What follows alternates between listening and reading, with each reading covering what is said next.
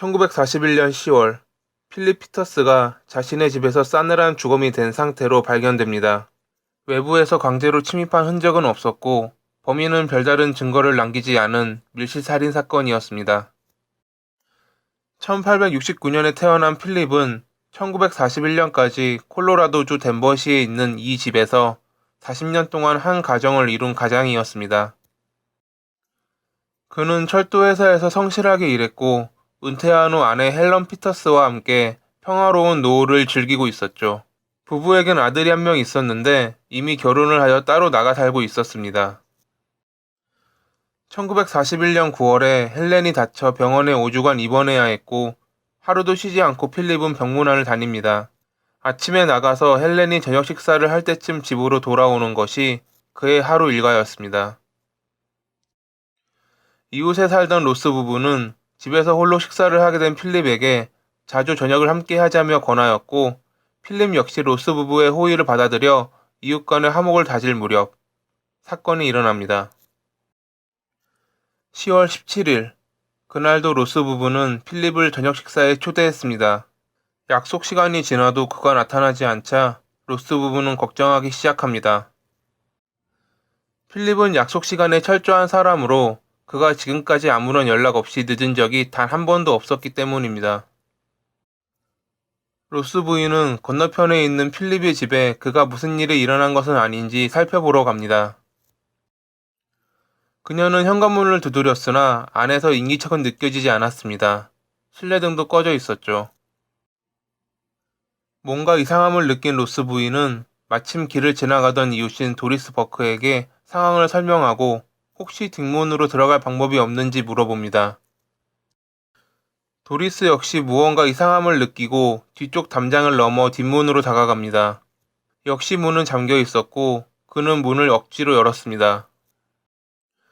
오래된 건물이기에 잠겨있던 문은 쉽게 열렸고 불을 켜자 그들의 눈에 들어온 것은 침실에서 싸늘한 주검이 된 필립이었습니다.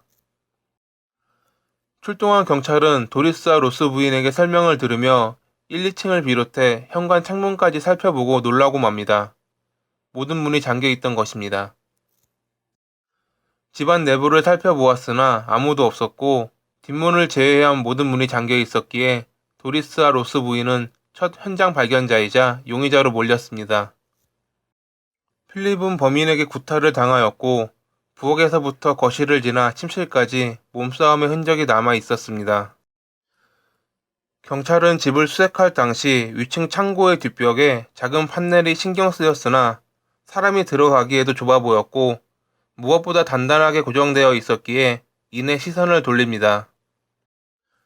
용의자였던 도리스와 로스 부인의 혐의는 풀렸고 수사팀은 혹여 필립에게 원한을 품고 있는 사람이 있나 조사해 보았으나 평소 그의 성품상 그럴 리도 만무했습니다.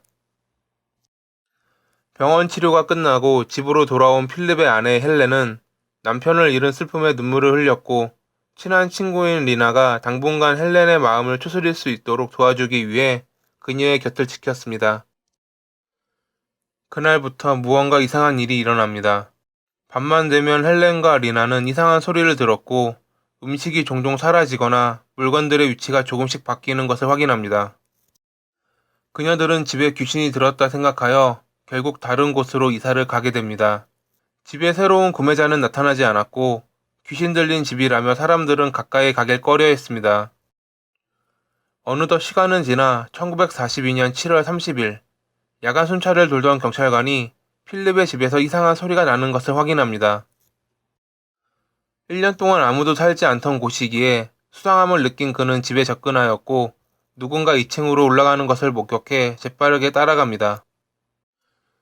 계단을 올라가던 중 자물쇠가 열리는 소리가 들렸습니다. 2층 창고 문을 연 그의 눈에 들어온 것은 예전에 집 수색 당시 보았던 작은 판넬이 열려 있었고 누군가의 다리가 사라지는 것이었습니다. 결국 작은 판넬로 도망가던 남성은 체포됩니다. 그의 이름은 시도어 에드워드 코니스. 시도어는 자신이 필립을 죽인 것을 인정하였고 1년 동안 필립의 집 2층 좁은 공간에서 생활했다는 것이 밝혀집니다. 시도어는 일자리를 잃고 강도짓을 벌이다가 필립의 집에 침입했고 작은 판넬 공간을 알게 된 후 그곳에서 5주간 몰래 지내다 필립에게 들켜 다툼 끝에 그의 목숨을 앗아간 것입니다.